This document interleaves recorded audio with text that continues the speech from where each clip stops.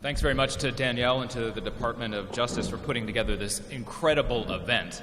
My response to when I saw the lineup for today can't be repeated in a public context, but suffice to say it was the equivalent of wow.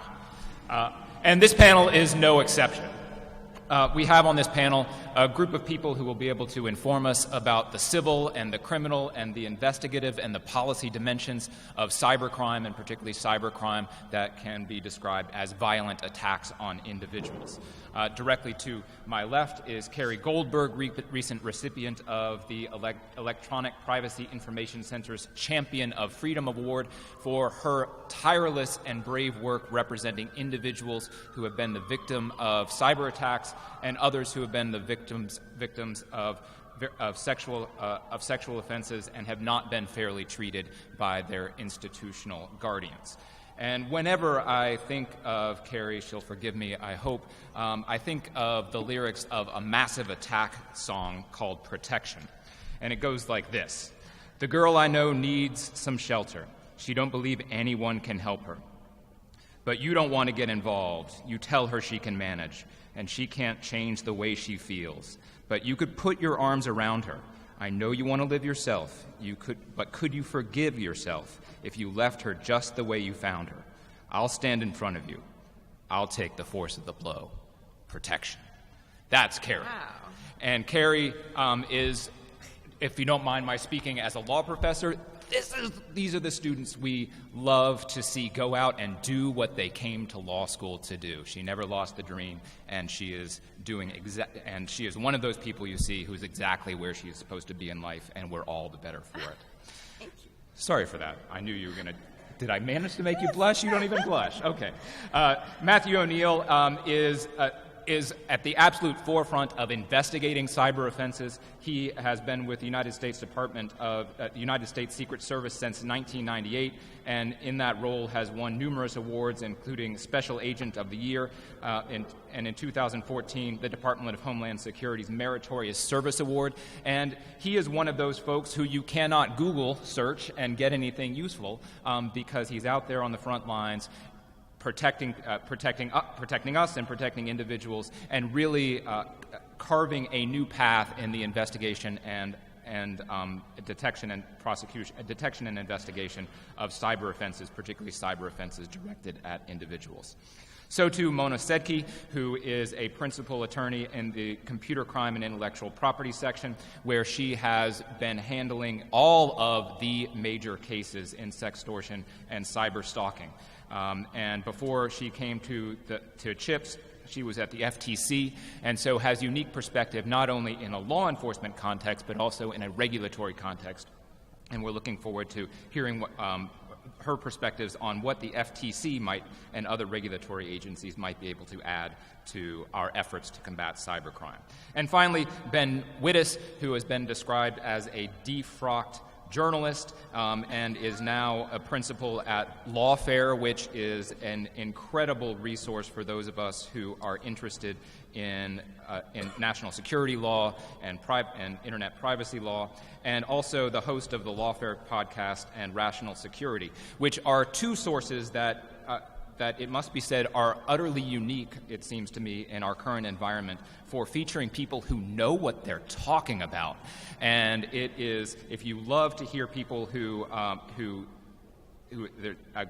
can't describe it in any other way than to say geek out on really important policy issues, this is the place for you. And also notable for his fondness for very small cannons, I understand. Okay. So with that overlong introduction, I would like to turn to our important topics for today, which is to really set the stage for the conversation for the rest of the day.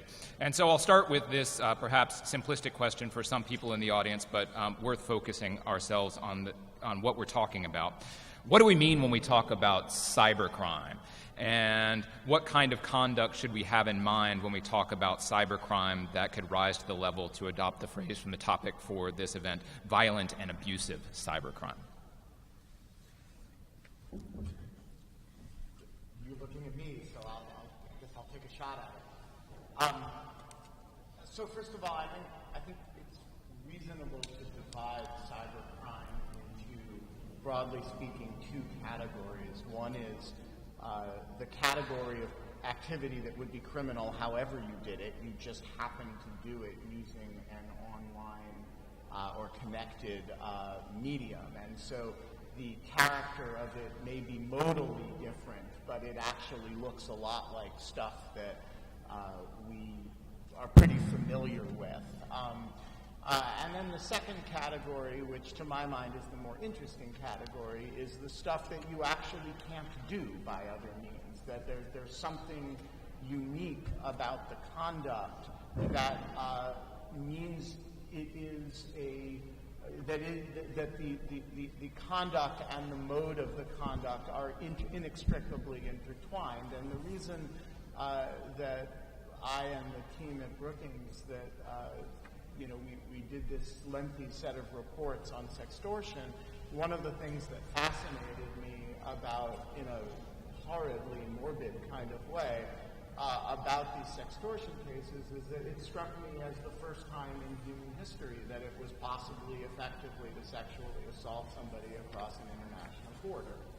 And the first of these cases that I ran across involved a scale of victimization that I'd never seen before. I mean, one person conducting what amounts to sexual coercion against literally hundreds of people in multiple different countries.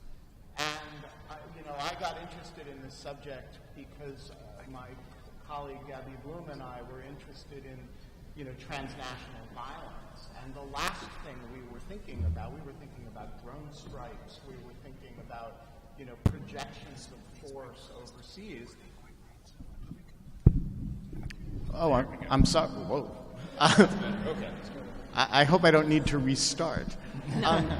The last thing we were thinking about was, sexual assault. And yet, when we did, when we realized that this was a problem on a scale that we were probably just scraping seeing the tip of the iceberg of. And when we did this study, and it is still the tip of the iceberg, we identified nearly 80 cases, and we could identify more than 1,300 victims in those 80 cases. And that's a small number of the actual victims in those cases. It's probably closer to sort of 8,000 or 9,000. And so if you do the math, what you see is that, Uber is able to scale taxi service, and cyber criminals are actually able to scale sexual assault for the first time in the history of the world. And I think that's a remarkable, in a negative way, development that we all need to spend a little bit of time thinking about. And I guess I would just add, to put the geeky statute hat on, at CCIPS, our traditional sort of wheelhouse of cybercrime involves what you all think about as the garden variety computer hack, where there's the computer is really under attack. And so 18 U.S.C. 1030, the CFAA, is our primary way of charging criminals who somehow attack a computer. And outside of that, we also bring a lot of cases where the computer is used essentially as a cybercrime tool to effectuate other types of cases, similar to what Ben was saying. It could be wire fraud. It could be threats, interstate threats, cyber stalking. And so in my mind, and we have a whole host of statutes that we use where we're enforcing people who have used the computer to commit another crime. So the computer is basically their trade craft for their crime. And that would be cyber stalking, 2261A. It could be aggravated identity theft, extortion, any number of kind of your brick and mortar type crimes. When they are being perpetrated primarily through the internet, then my section and computer hacking and IP prosecutors all over the country take a keen interest and bring our expertise to bear on those types of things. So that's kind of, I also bifurcate in my own mind what is cybercrime.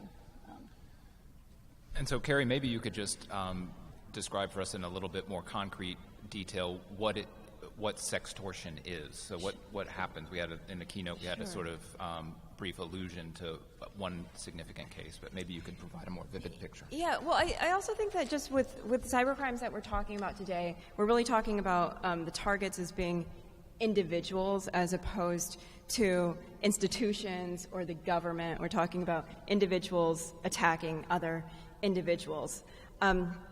So sextortion is a cybercrime that we're talking about today, and it's basically when an individual makes an ultimatum to another individual under threat to embarrass or expose some sort of humiliating information to the public if they don't engage in some sort of sexual act.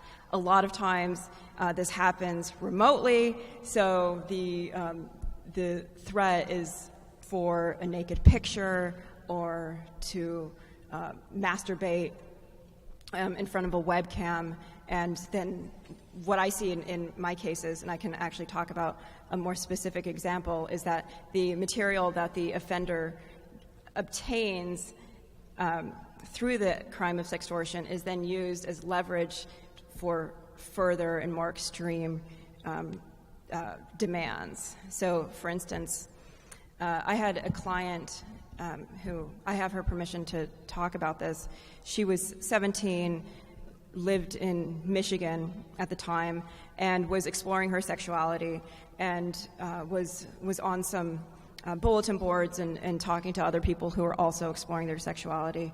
And she met a girl on it, and they became friends and emailed and texted. And that girl was like, "Hey, I want you to meet my friend Phil. He lives in Dubai, and he's like a total billionaire, and I think you'd really like him. He's super cool." And so then, so basically, there was a bona fide person that my client trusted who introduced her to this guy Phil, and of course, Phil and the other girl were probably the same human. And so then my client developed a friendship with this guy Phil, and they texted and Skyped, and it was a trusting relationship that developed over a period of months. It was a very patient, slow attack, and eventually escalated to Phil being like, "Hey, send me some pictures." She was like, "No, I don't want to." And then he sent her some pictures, and he said, "Why aren't you going to send me some pictures? Like, what are you going to do with my pictures? Don't you trust me with your pictures? Are you going to send my pictures to somebody else?" Basically manipulating her, and then she sent him pictures, and immediately he was like, "Bet you wish you hadn't done that. I've already downloaded all of your Facebook friends, and I'm about to send this to everybody unless you masturbate in front of your webcam for me for 30 seconds. And then she did that, and then suddenly he wanted it like for 3 minutes, and it just escalated and escalated. And she went to local law enforcement, and they said they were totally. They sent her to. They told her to report it to the feds. She did an IC3 form, and then she called me, and gratefully she was somebody who had a parent that she could tell. A lot of people, when they get lessons about sextortion, everyone's just like, "Don't send naked pictures, don't trust strangers you meet on the internet," and they don't realize that this crime is a very slow, patient one, and there's mutual trust, or not mutual, but there's trust that develops. So, Matthew, Carey just described, I guess, what could be characterized as a front door attack. But are there sometimes, Mona had suggested that when she referenced the hacking statute, that sometimes these sextortion attacks happen through the back door. Can you describe some of those techniques, or to the extent you can, maybe a case? Well, sure. So when I think of those type of attacks, you think of bad actors leveraging weak passwords without multi-factor authentication or two-step verification in order to gain access to somebody's email account, or in the past, iCloud accounts or anything that contains any sort of digital media that could be exploited. I have found in talking with the folks that we've arrested is as was mentioned earlier, it's a very patient crime, and Americans, we all seem to have a very high degree of self-disclosure. So they're already starting at a point where they know a fair amount about the victim, and they leverage that information. So when it's not somebody that you know intimately or personally, they can take, they essentially know that based on all of their online profiles and that sort of thing.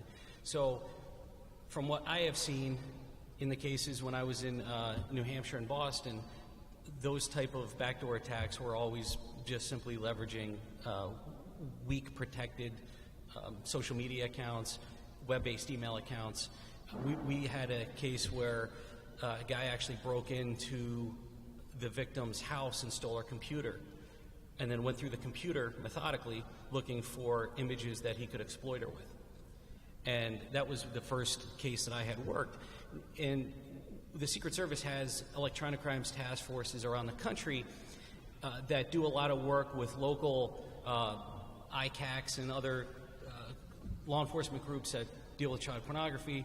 We are engaged with the National Center for Missing and Exploited Children.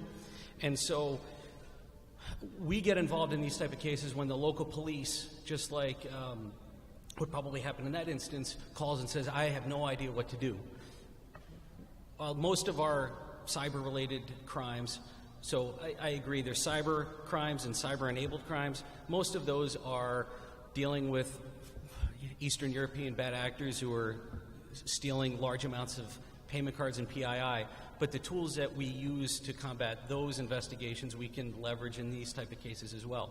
So in that case, the guy broke into her house, stole her laptop, started sending emails. He already knew enough about her in order to scare her, obviously. And that was one of the first times, you get jaded at doing this for nearly 20 years. You deal with financial institutions, you deal with victim merchants.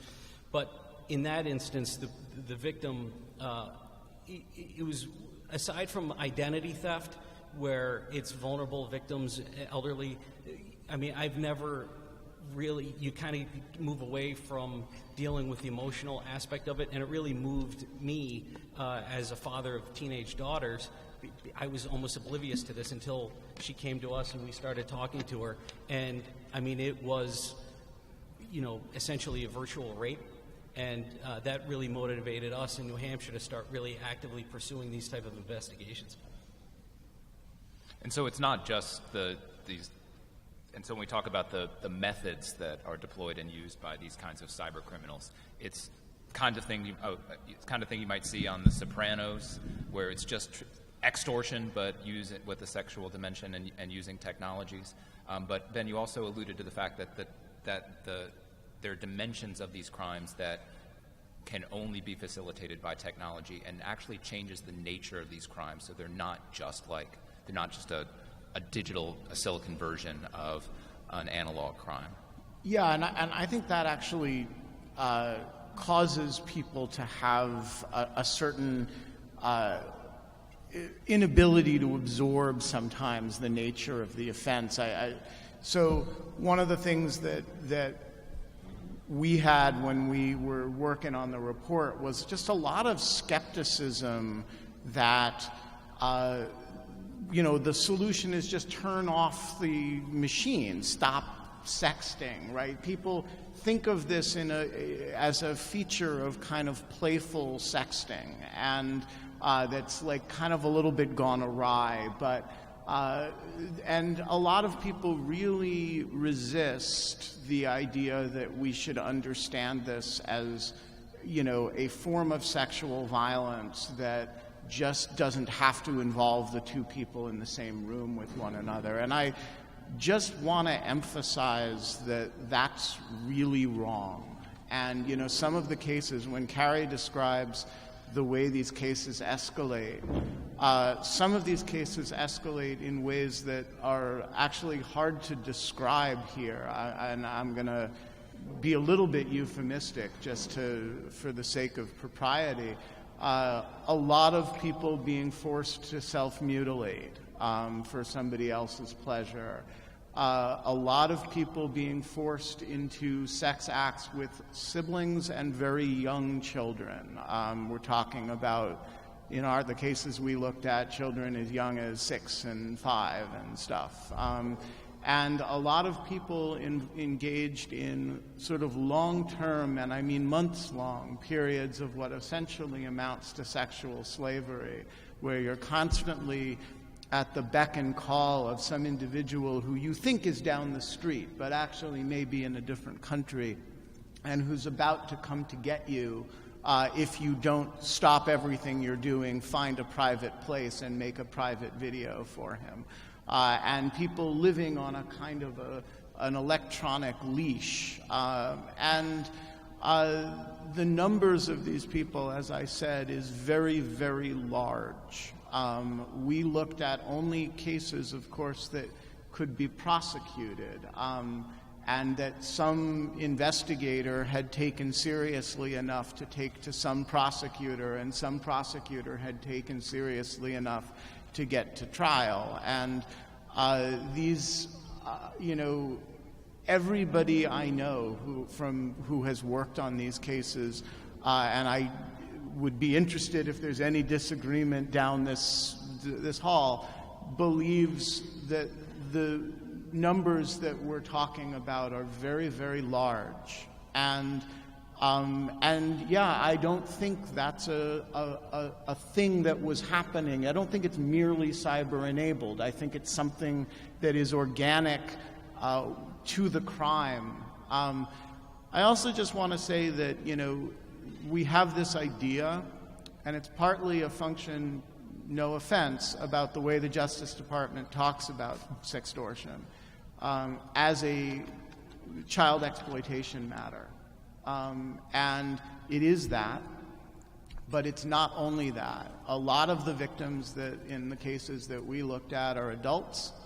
And by the way, not all of the victims are who you would think they were. So a good friend of mine, really, he's a man in his 60s, quite courageously just wrote a piece about the fact that he was the subject of sexual extortion.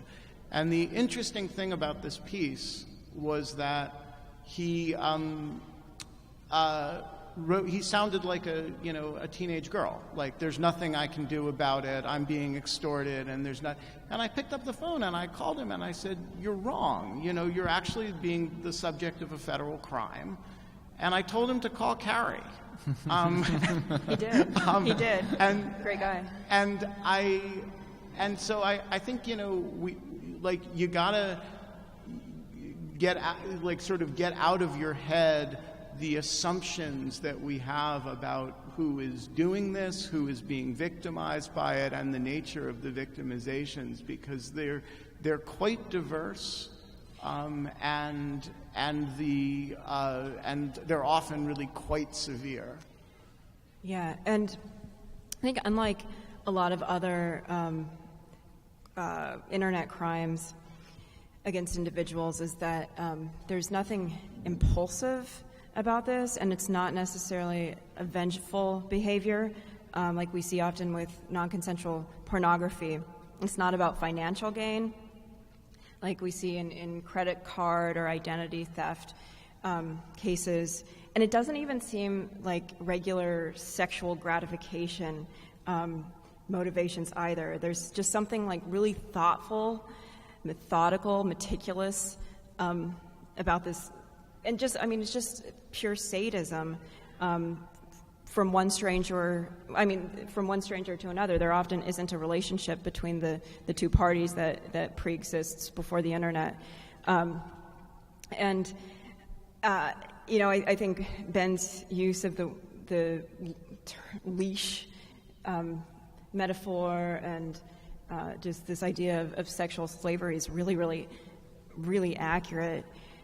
Victims are forced into some of the most heinous situations that they would never dream of doing unless they were really being seriously blackmailed. We had a client who was forced to have gangbangs with strangers, and another case where a client who was in middle school was forced to consume her own defecation at school and film it for the guy that was blackmailing her.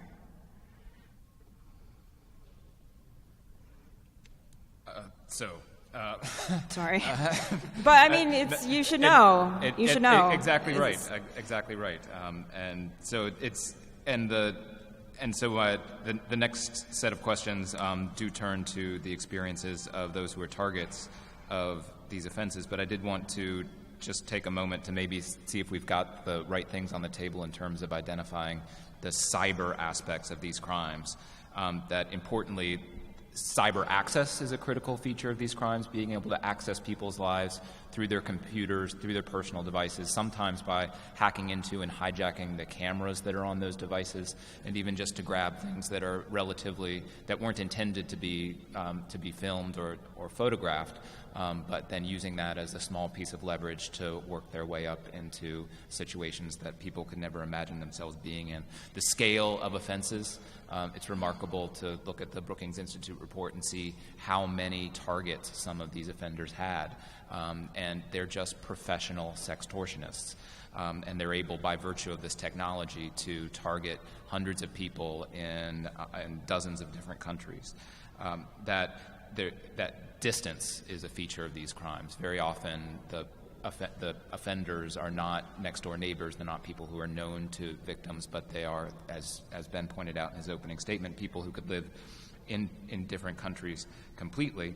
And that technology, the cyber dimensions of these offenses provide unique leverage. In traditional extortion, you might threaten to tell a friend or a mother, but here you have access, as Carrie pointed out, to somebody's entire Facebook community, their entire email address book, and you can threaten to expose embarrassing or seemingly embarrassing features to hundreds or thousands of people. And so it's that public threat is relatively unique in terms of the cyber dimension. And just the pervasive role that technologies play in our lives. The suggestion that Ben pointed out a moment ago, that you could just turn off these devices, just simply isn't realistic. And as Danielle has pointed out in her work, that's a sort of Damocles that nobody should have to face. You shouldn't have to give up your access to these very important dimensions of our society simply to insulate yourselves from being a target of this vicious criminality.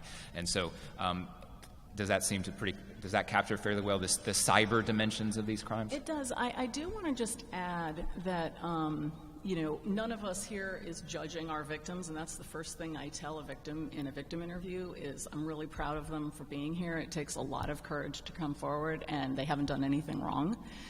But I know that the common fact pattern is that they actually have put some of their photographs somewhere, whether it's with our first case, she had never uploaded the photo, she had never emailed it, she and her husband had taken private photographs and kept it on their laptop, never to be shared.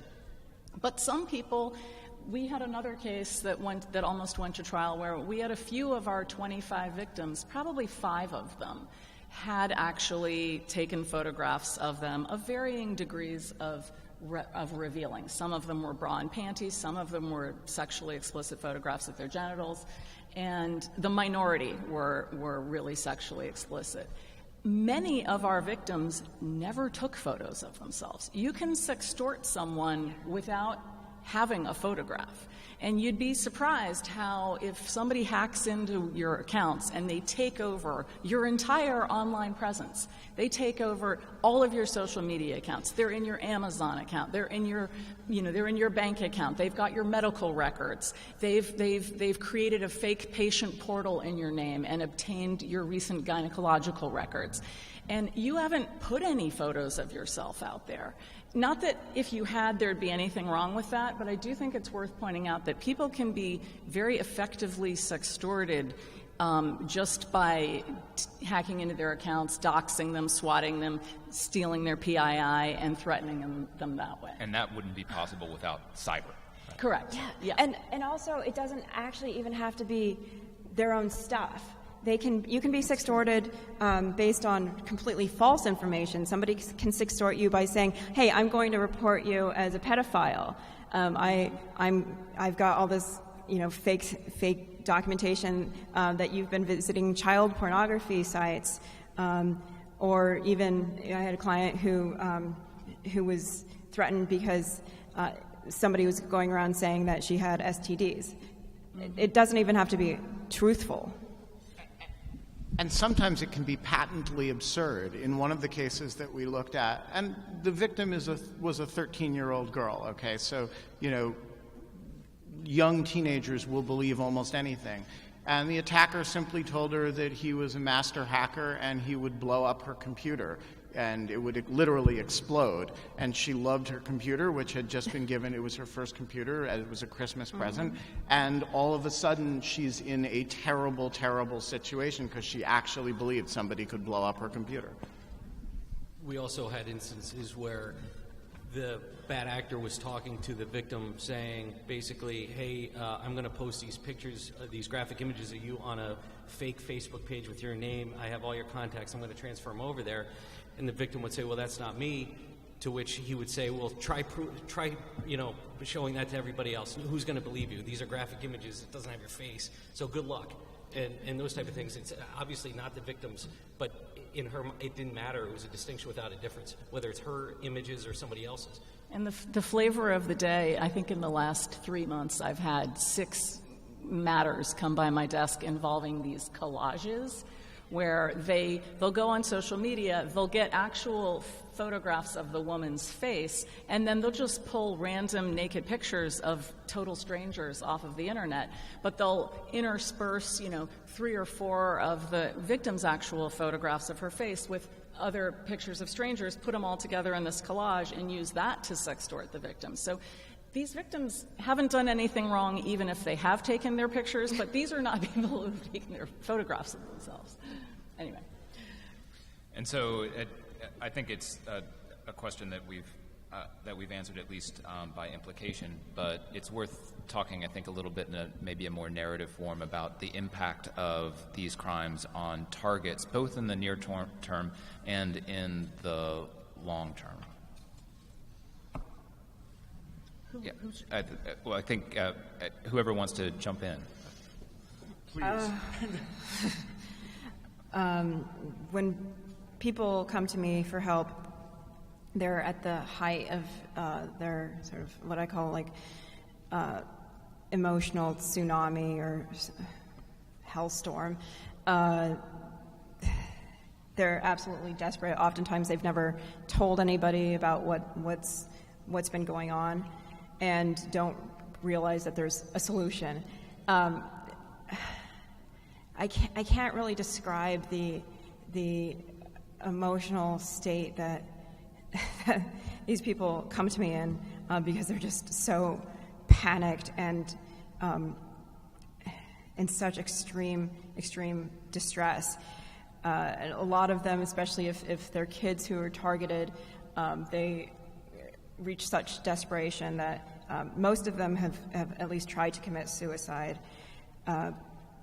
Because, just the nature of it being an internet crime, it just blows their mind about how to solve it. They don't understand the internet. It seems like something that's going to last for perpetuity. And also, there's a different relationship that younger people have with the idea of being humiliated and the idea of everyone in their school knowing something, truthful or not, about them. It's intolerable. So, and I think the word that is always present is there's just such a deep shame of being a victim, and especially if there's a sexual component to it. And then, long-term consequences is it's traumatizing. I have clients who, it's just very clear post-traumatic stress that they experience afterwards. I would also add, Matt and I had a case where, a lot of these women they really do believe that their cyber stalker is physically surveilling them because he knows so much about them.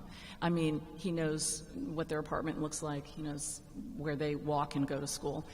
And we've had adult women who are in their mid-20s who they're moving out of their apartment. The first case that Matt and I had that Matt was referencing earlier, we got the case on a Friday, and she had already moved out of her apartment with her. She was a single mother with a toddler son. It turns out it was her best friend's husband who was sextorting her, but it was the fear of the unknown. I think if she had known who it was, it would have calmed her down a little bit, but they have no idea who this person is, and it seems much more foreboding. And so they're moving out of their apartments. The case that we were going to trial on, we had 15 or so victims coming in. We were preparing them to testify. So we really heard the depths of what was happening in their lives. And by the way, they were talking about things that had happened 2 or 3 years prior, and they were reliving it as if it had happened to them yesterday. And they were sleeping with knives under their pillows. There was one young woman who was sleeping with her mother for over a year. She slept in her mother's bed.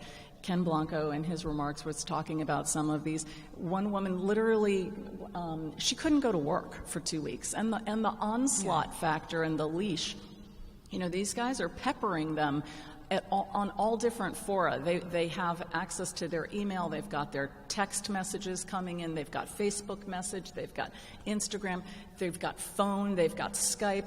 They're literally being pummeled everywhere they turn all day long with these threats and demands. And it's really physically damaging. Like they really can't function and get through the day. Yeah, I'm thinking about one case that we had in common where it was just a constant barrage of texts and correspondences threatening our client. And for months, that was years. Yeah, it's almost a year. And she would change her devices and get new accounts and close down accounts, and her accounts just kept getting hijacked, and the offender kept figuring out what her new telephone numbers were and her new email addresses were. And so just like every single time like she got a text message or something, it was just like a jolt of anxiety. And it was just all consuming. And Ben, you'd mentioned earlier that, this is in the Brookings Institute report too, that targets of these crimes are, by virtue of the extortionate component of them, driven to do things that they never would do. And that's got to have lasting effects on you to know that you've done things in some of the cases you mentioned, pedophilic acts. So in many ways, I'm less well positioned to talk about victims than anybody else on this panel, because we actually we counted victims, and we spent a lot of time trying to count how many targets there were in the cases that we looked at, but we actually made a point of focusing on the perp side as a way, partly because we didn't want to bother and didn't want to so my interactions with victims in this area have been sort of glancing. That said,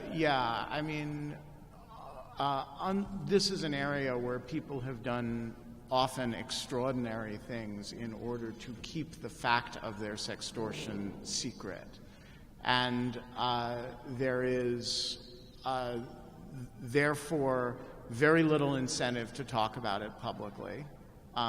In fact, you've done all kinds of things in order not to have to talk about it publicly. And there's often a great deal of shame associated with the things that you did to manage the previous shame of possible exposure. I'll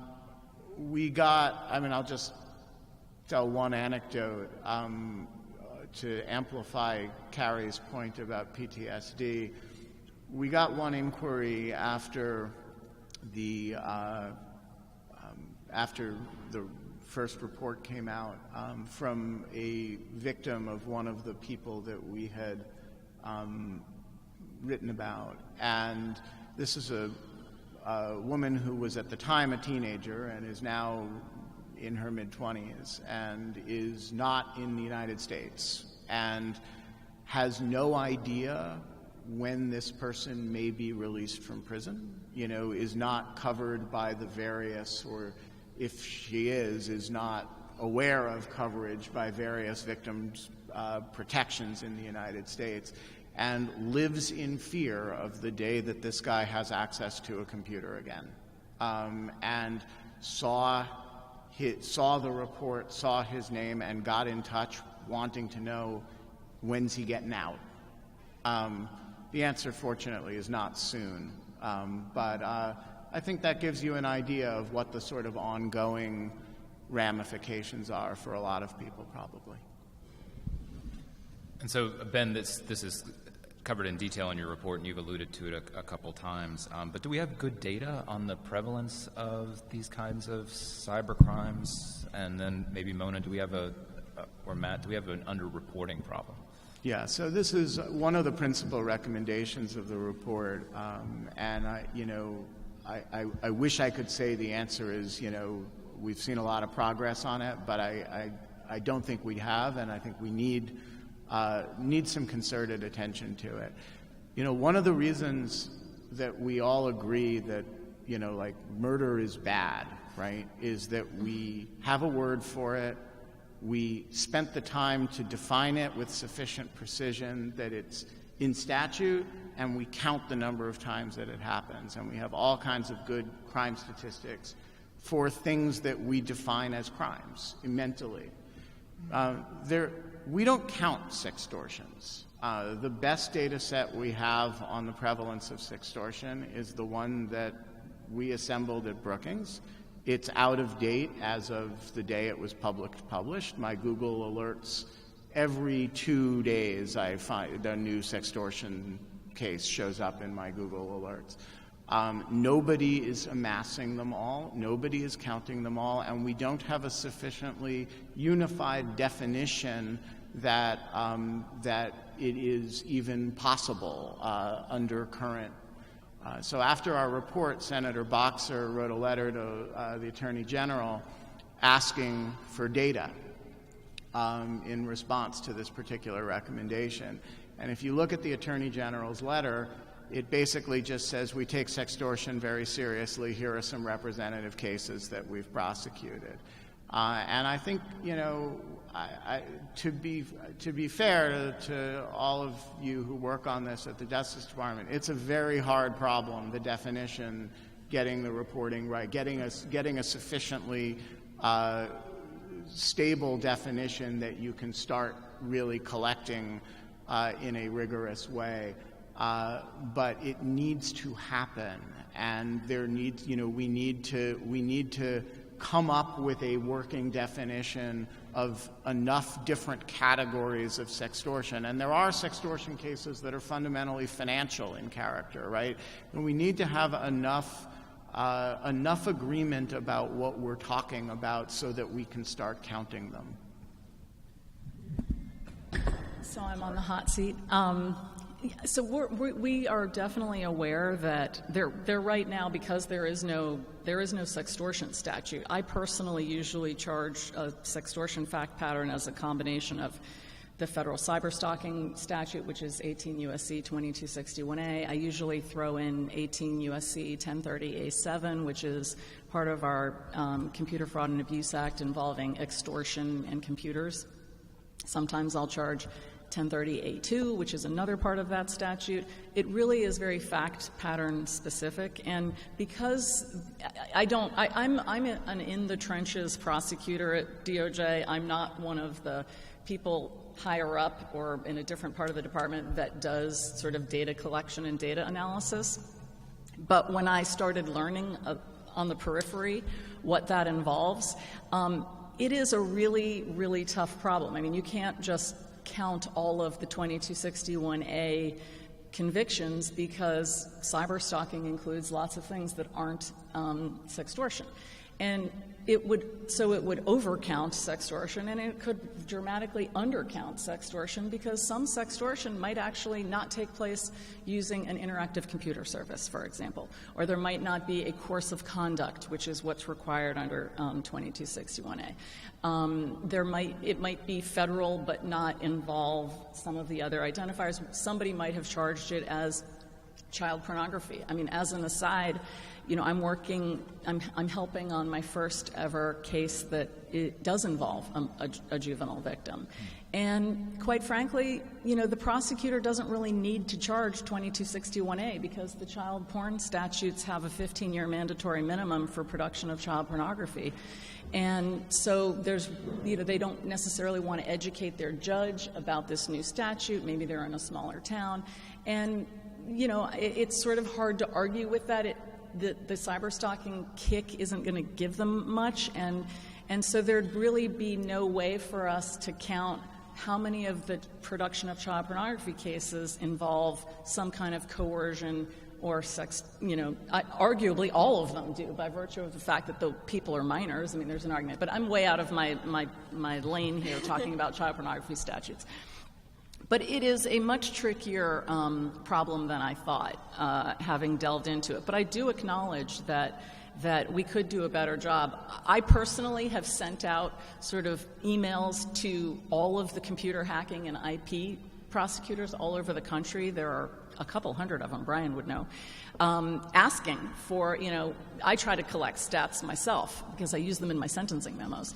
So there are sort of informal fixes that we can do at DOJ while we're studying the problem. But I agree that we don't have a way right now, because there is no cyber-stalking, sextortion-focused statute, to have the 93 U.S. attorneys' offices check the box each time they bring that charge. And I do agree that it's very underrepresented. I mean, almost every time Matt and I have a case, or we get into Matt gets into some victim's cell phone or computer or email account, there are orders of magnitude more victims that we learn about, that maybe one or two complained, and then the Pandora's box opens up, and there are many, many victims who are not complaining. And so this crime is getting under-prosecuted for a variety of different reasons. And just much like in hacking cases where you have, a hacker who gets into 5 victim merchants, it's not 5, it's 500, and you just haven't found them yet. Even in the instance where the guy broke into the victim's house and stole her laptop, as we did the investigation, other victims came clear to us, and they never reported it. I think part of the problem is who do you report it to? So you can't tell a victim of a cyber stalking to go online and fill out a form after the person's already told you they basically have owned your computer. So that's not going to happen. So then in large parts of the country, they go to a local police department that's not equipped to handle this type of investigation. And depending on the relationship with federal law enforcement in the area, what their goals and objectives are, a lot of stuff falls through the cracks. So one, you need to have the victim to have the courage to come forward and not be afraid, because again, these victims have been told by the bad actor who's harassing them that they basically know everything that they're doing. So now they're afraid to report it. They're certainly not going to report it online on their computer that they're getting stalked with. And so there's a real problem of these cases even swelling up to get to somebody like Mona who will look at it further. A lot of times I think it gets stuck in the local police departments to no fault of their own. It's a manpower, education, even state law issue that, fortunately I was in a small state, New Hampshire, and because of our protection responsibilities, I probably got to meet every cop in the state. And so when we would talk about hacking and all this other stuff, we would get more than, say, other parts of the country. So, Matt, I imagine that one of the features that makes these crimes hard that leads to the fact that we have an underreporting and under-awareness problem with these crimes are particular technical challenges with detecting and investigating these crimes, particularly with respect to encryption and the fact that, as Ben pointed out, many of the perpetrators are located abroad, and that they use foreign entities, including email servers, to facilitate their crimes. So maybe you could talk a little bit about some of the investigation and detection and investigation challenges that come along with these crimes. Sure. These challenges are similar to when we're investigating Eastern European hackers or going into large data sets and stealing them. We, as an agency, have gotten a lot better over the years. We're a small agency that's nimble, based on our sort of dual protection investigation model, where we have offices around the world where we can call up Bucharest and have Bucharest get on something immediately because we have this interpersonal relationship with the person who's assigned there. So that's one of the nice things that has helped us over time. The challenges of encryption and all that stuff, that remains the same on both of the type of cases that we work. CCIPS and DOJ with a 24/7 sort of preservation worldwide ability to preserve data is crucial. We've had a lot of success. As a matter of fact, on my way here, I got an email from a web-based provider in Turkey that agreed to preserve data just because I sent them an email because we couldn't get it through any other channels. So it's one of those type of things where you have to have folks who are investigating these things who aren't intimidated by things like encryption, things like some transnational aspect to it. Of course, the bad guys are trying to protect themselves. The other problem, as you know, with the internet is stuff is volatile. It goes away. If you can't get there in time to get that IP address or you can't get that data, it's gone. So you really have to have somebody who is very, very aggressive, like Mona, who is willing to stay up until 11 o'clock at night to get out legal process, because if you don't take those steps, you're not going to get, all of these cases, in my view, are how to solve them are the same, who, what, when, where, why, how. It's just knowing the tools. With encryption and stuff like that, we spent a lot of time devising plans to defeat what we like to say is the SODI defense. Some other dude did it. And by doing that, we'll try to be aggressive and try to lure folks to specific areas because it's been our experience that if I lure you, and I've taken over more than a few teenage girls' accounts and gotten the victim over time. Again, it's a long game, so you can't. I have all the time in the world to get this person to eventually do something that I want them to do. You can't just. You have to read every single communication, get a real good understanding, and then slowly start to turn the dial so they start doing stuff that they wouldn't have done 4 months ago. And then you get them to be somewhere, and now you have them somewhere, hopefully with the computer on, and now all that encryption is not something we worry so much about because they're already through their sort of password protection or whatever sort of encryption device that they have. And then so we'll work really closely with our partners in our agency, in our electronic crimes task force. We have computer forensic examiners. We work a lot with the FBI in order to have folks on scene ready to go to capture those devices, hopefully online. I just love the image of somebody thinking they're sextorting a 13-year-old girl when they're really dealing with you. Well, part of our ability to be successful is in the hacking cases Mona and I have worked. We've had Eastern European hackers who hacked into hundreds and hundreds of businesses. One of the ways we lured them out of Romania was I was posing as a teenage, or actually not a teenage, but young 20s, early 20s female in multiple occasions. So you sort of learn the trade craft in those type of cases, and then it sort of paid dividends later on. And having 2 teenage daughters really sort of helps because I get to say to them, like, hey, what does this mean? Or how would you say this? And that sort of thing. And then they'll tell me, and so that's helpful. Can I just say, on that model, I think, one of the problems that gives rise to the sextortion problem is the ease with which people can pose as, a trusted friend or somebody who becomes a trusted friend, and that there is not a symmetry in threat to the sextortionists, that they're not very worried that the 13-year-old girl who you're talking to is actually Matt. And I actually think that one of the things that we should be thinking about how to increase that fear, perhaps with large numbers of non-13-year-old cooperating potential witnesses.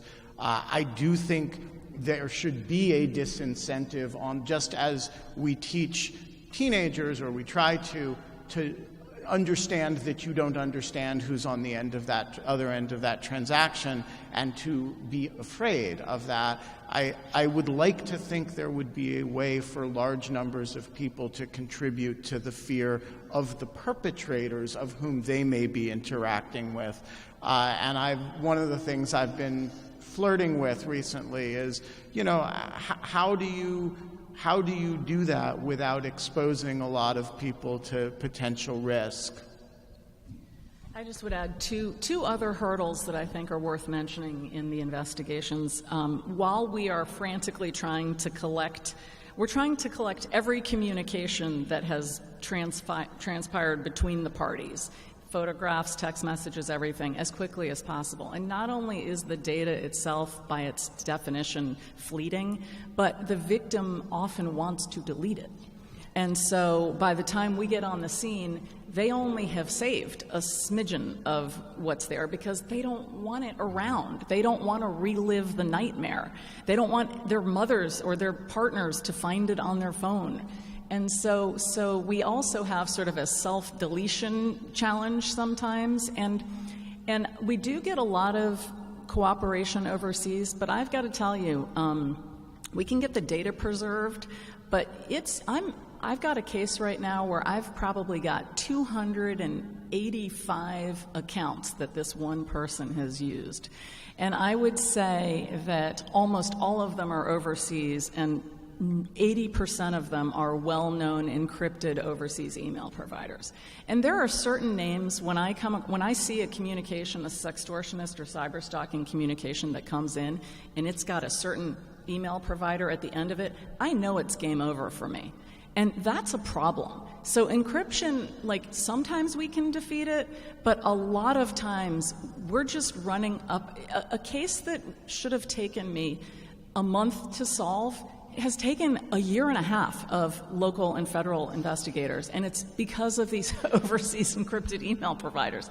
And I know they provide public services, and I know privacy is important, and I'm not going to get into a debate about that, but there is a very, very significant cost to law enforcement, to catching these people, because they're getting more and more sophisticated. The last two cases I've gotten, one last week, it took me 3 subpoenas to find the guy. We had him arrested in about a month, even though he was using Kik, but at least Kik is in Canada and they'll provide some speedy stuff.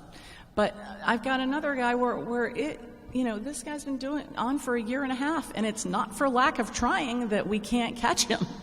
And so encryption is a real and growing problem for us, I would say. And so you talked a little bit, Mona, about some of the statutory tools that you use to prosecute these cases, but I wonder if you might talk a little bit more about some of the challenges in terms of charging, litigating, and sentencing these cases, particularly for judges who may not be familiar with this territory. Mm-hmm. And it must be said, judges and perhaps juries who are inclined to engage in a little bit of target blaming. Yeah. So I think that's a really good point. I have to say that every time I am getting ready to charge a sextortion case, you never know who your judge is going to draw. In the federal system, when you file your indictment, you don't know. It's a random assignment.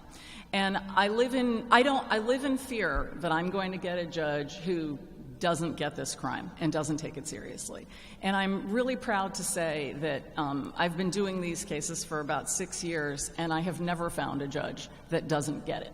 And I hope I'm not just lucky, but part of the challenge back to charging isn't really that difficult. There are some very I think nimble statutes out there that I personally have not had a fact pattern yet where I didn't have a crime to charge. There are some real-world questions about litigation that you incur really early on, namely, if you know there's one victim and you want to get your stalker off the streets as fast as possible, but you only have one victim, your investigation is going to slow down a lot once you go overt and you arrest the guy and you get him in custody. And you may or may not get him in what's called pretrial detention. So your game is over. When you arrest him, you're going to ask the judge for pretrial detention. Sometimes you'll get it. Sometimes they won't give you pretrial detention, but they'll put him on a bracelet, an ankle monitor, a GPS monitor, and they'll take his passport and they'll maybe put him on house arrest. So you get him off the streets. But you also lose opportunities to do things like Matt was talking about, where you're proactively investigating him to try to find more victims, because you know that it is the tip of the iceberg. And so you want to get him off the streets as fast as possible, but you also need to find the universe of victims quickly. So you can charge narrowly, and then you can add charges later as your investigation continues. And then charging isn't typically that difficult. When you get ready for trial, you'll probably find, I always charge 10 more victims. I try to, if I have multiple victims, I try to charge 10 more than I need, because they're going to drop out. Some victims they get worn down. They move, they decide they don't want to deal with this anymore. And it's a delicate balance when you're preparing for trial, because you need your victims, you want their testimony. But you don't want it. You're never going to force a reluctant victim to come and testify at trial. At least that wouldn't be my call. And so you have to decide how much gentle nudging do you do to get a witness to come. And sometimes the victims know one another, so you can get a victim who is super active to kind of help coerce the reluctant victim to come forward. And sometimes you roll the dice and you send your law enforcement officer to the victim's home and just kind of stake her out, just to have a conversation with her and see if you can one more shot to get her to come forward. So it is a challenge to get the victims to come forward in the first place, to get them to stay involved. When the trial is coming, imagine these women, we're preparing them for trial, and they're going to have their naked photographs displayed in a courtroom in front of a bunch of jurors, many of whom are men. The judge is often a man. And more importantly, the defendant is sitting at the table. And the victim, I remember interviewing her when we were getting ready for the trial, and she says, "Is he going to get to see my photograph again while I'm sitting up there?" And I thought, I don't know why I hadn't thought of this before. I'm like, so she's going to be re-victimized with the defendant. And there are ways around this. You can redact photographs. You can excuse the witness before you show her photograph. But there are a lot of peculiarities of handling these victims and making them, making the litigation and the care and feeding of the victims throughout the course of litigation, because they're still traumatized, and you don't want to make it worse for them. You want to get them justice in the most peaceful, painless way that you can. And so that is sort of like armchair psychology. How do you kind of get your victim across the finish line all the way to the sentencing?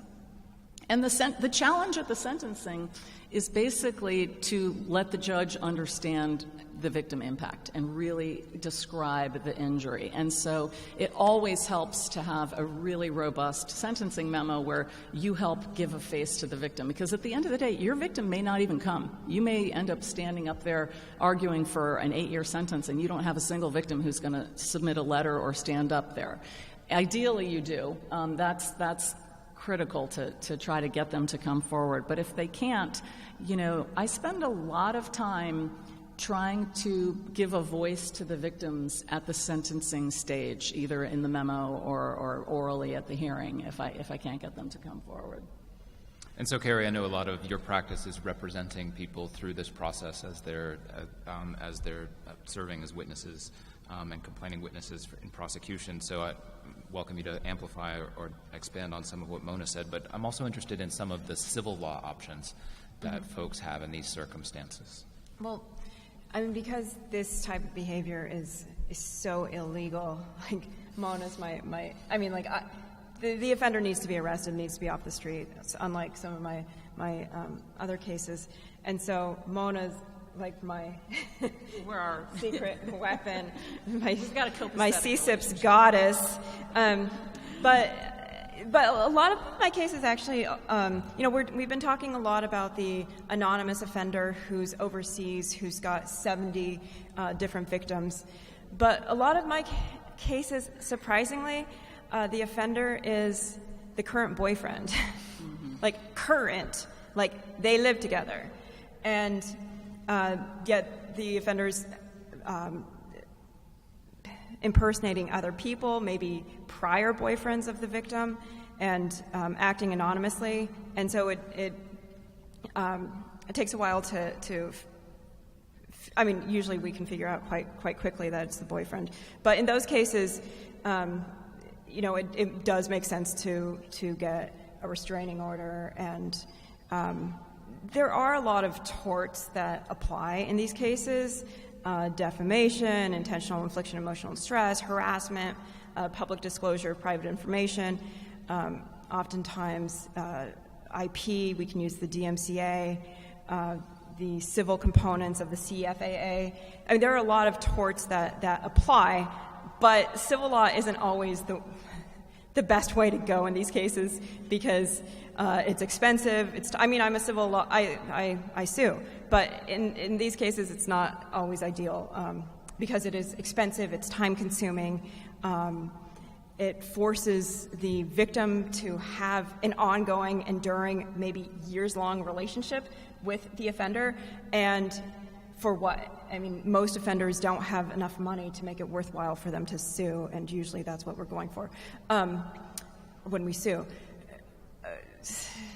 So, I have a case where we've been, a lot of times we're creative about who we can have as a defendant. Like we'll pursue criminal charges against the actual offender, but it might take a very long time for him to be charged, and he's still doing the action. So we have one case where our client's ex was creating all these impersonating accounts on a particular gay dating app, and over the course of several months, over 1,200 individuals came to my client's home and workplace expecting to have sex with him. And even though there were criminal charges, it was still continuing. And even though there was a restraining order through family court, it was still continuing. And so, we sued the online dating app because, and in that case, you have to deal with the Communications Decency Act, and they want to say that they're not liable for conduct of their users. So you have to be creative. In that case, we're using product liability. We're like, you can't control your product? It's no different than a battery exploding in your face. I mean, how can you not control your product? Them claiming that they can't determine who a user of an account is, and they can't stop accounts, and they can't track language or use the geofencing that they actually have the patent for to stop accounts. They're good. And we got a restraining order against the company, which they violated. But there are like ways to use the civil law. There's a lot of opportunity, actually, to just use civil courts in these cases. And so, in light of your discussions of the challenges in prosecuting these cases and civil law challenges, I wonder if you might talk a little bit more explicitly about gaps you see in constitutional law, statutory law, common law that you've run up against, and you've said, "Oh my God, I wish I had this," and then furthermore, what this might look like. And Ben I can't commend more highly the Brookings Institute proposals and reports that Ben put out, but they are among the many gifts that they give are concrete proposals in a space that is occupied by a lot of concern, but not a lot of concrete proposals. Well, first of all, thank you for the kind words about the report. A lot of people put a lot of work into those documents. Look, I mean, I think that there are, broadly speaking, three gaps, and we talk in one of the documents about how to correct for some of them. But leaving aside the specific proposals, I just want to flag the three gaps that are, I think worthy of thought, and reasonable people will come to different conclusions, I think, about what the right way to think about those gaps are, whether we should continue to tolerate them, or if not, how we should close them. But I think there are three gaps that produce dramatically different sentencing in sextortion cases. And the first is the state-federal gap. Generally speaking, state statutes in this area are exceptionally weak. And some of them, just to give you one example, one of the cases that we looked at was prosecuted in Rhode Island State Court. It involved sextortion of 13, I believe it was 13 minor boys by a wrestling coach who knew them all, got to know them all through, because they were wrestling kids from other schools or from his school. He spent less than a year in prison, and I believe it was suspended. So that's an extreme example, but it's not an atypical example. If you're a sextortionist, you do not want to be prosecuted federally. You want to be prosecuted by your local state, your local DA. There are prosecutors. There's a woman in Wisconsin who is, just been an early kind of lion in these cases, and she's done amazing work, and she gets terrible sentences. And it's not her fault. And so I think a lot of states really need to take a look at their laws and just say, is this okay? The second is the difference between adult victims and child victims. So as a general matter, as Mona pointed out, if you're a sextortionist and your victims are children, you're very likely to be prosecuted under the child pornography laws. And you get into some really, really big time under those statutes really fast. And a lot of the sextortion cases that we looked at, to the extent that they have minor victims, the perps are never getting out of prison. You have a large number of minor victims, you get 40, 50-year sentences, and some of them get more. But to the extent that the victims are adults, and as a functional matter, this means adult women, the amount of time that people are getting is dramatically lower. And sometimes that's as low as a year and a half. Sometimes it's, 8-9 years.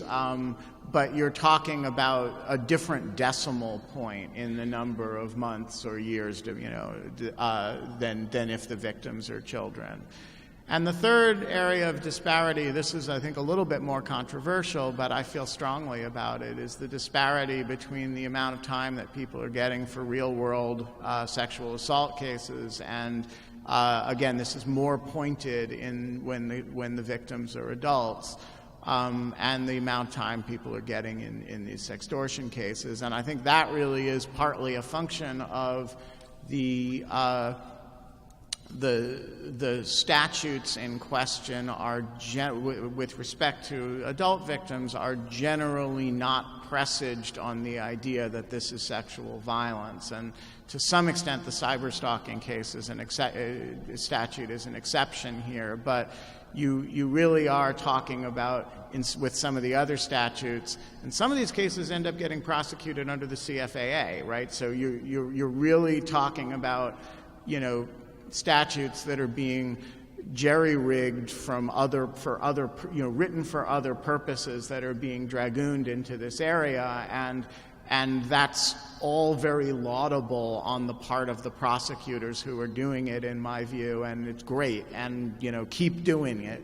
But it raises a real public policy question whether there should be as a definitional matter, a statute that says, hey, here's the conduct that we're really offended by. It's a feature of, it's a form of sexual violence, and this is the sentencing range we want attached to it, you know, even if your victim is an adult. So, you know, my specific feelings about the answers to those questions are probably a little bit obvious from the way I've formulated them, but I do think that those are three areas where, you know, you spend some quality time with a lot of these cases, and those disparities really do jump out at you. And I would say I agree with your assessment that these disparities exist. I don't know that it's a law gap that's driving the disparity, or it's a sentencing guidelines issue. You know, in my own, I'm only speaking on my own behalf, but for me, statutory maximums don't matter that much. It's really the U.S. sentencing guidelines are really going to be the starting point of what's going to drive my sentence recommendation and ultimately what I'm likely to get.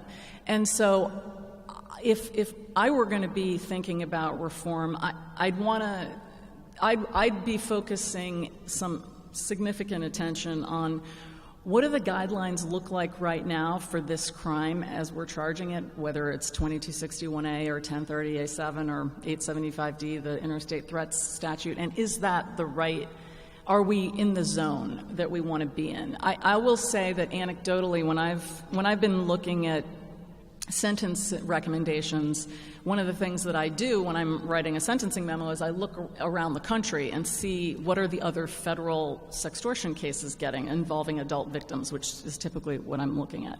And I was surprised to learn that there is easily a 30% upward variance in many of the sextortion cases that are getting handed down. And what that means is that the guidelines give you a certain recommended number, and then you have to ask the judge to do what's called an upward variance.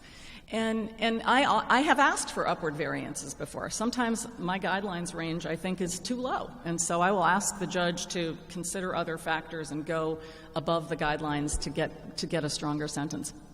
There are other times when my guidelines are just right on target. The case that we just had, we had a bunch of adjustments.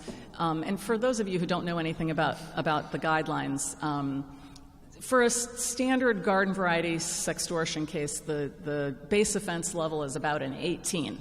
And then that translates into, I don't even know, I should have brought my book with me, but it's probably 1.5 years or 2 years.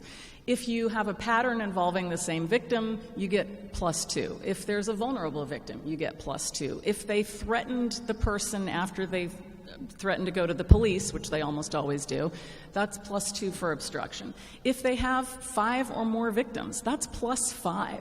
So you get, with the federal U.S. sentencing guidelines, if you have a 5-victim standard sextortion case, you're in the 3 to 4 to 5 year range in a common fact pattern. And our section is definitely exploring, making guidelines, making recommendations to the Sentencing Commission to bake in some further upward adjustments so that we don't have to ask for an upward variance. And so I'm not familiar enough with the state statutes. There is clearly a gap. I simply don't know whether it's a gap in they don't have laws that cover the conduct, or their judges aren't taking it seriously enough, or maybe they have sentencing guidelines that are worse than ours. And so I do know that there have been legislative proposals. You know, DOJ hasn't taken any positions one way or another on the proposals, but we often are asked to give technical expertise, where they'll have us look at the proposal and see if we'll take a look at what we think it's intended to achieve and how we could tighten the language. And we do that regularly and have done so on various proposals in this space. And so we're keenly aware of it. We're always looking for new tools. We're always looking to tighten what we have. But but I'm just not exactly sure what it is that's driving what is definitely a sentencing gap. I inherit a lot of cases from the states, and one of the reasons that there are a lot of domestic violence prosecutors who hand over their cases to me because they know I'm going to get a better sentence and they want a higher sentence. And so there is a difference. And I think we have to give a shout out to the pending Online Safety Modernization Act that the brilliant Marianne Franks and I think Danielle Citron also helped draft, which was introduced by Catherine Clark, which does actually have on-point laws for sextortion and non-consensual porn and doxing and swatting, but also gives $12 million in grants to law enforcement to train people, including, I think, state law enforcers on how to deal with the evidence complications in these cases. So there is like stuff happening. So when I saw this panel, I said, wow, and at the close of this panel, all I can say is, wow, wow, wow. Thank you so much for coming. I'm sorry we don't have time for questions. Yeah, sorry for that. But we're going to have a break, and you can, please come up and feel free to ask questions, and of course the conversation will continue. And thank you to our lovely moderator. Oh, shush. And so,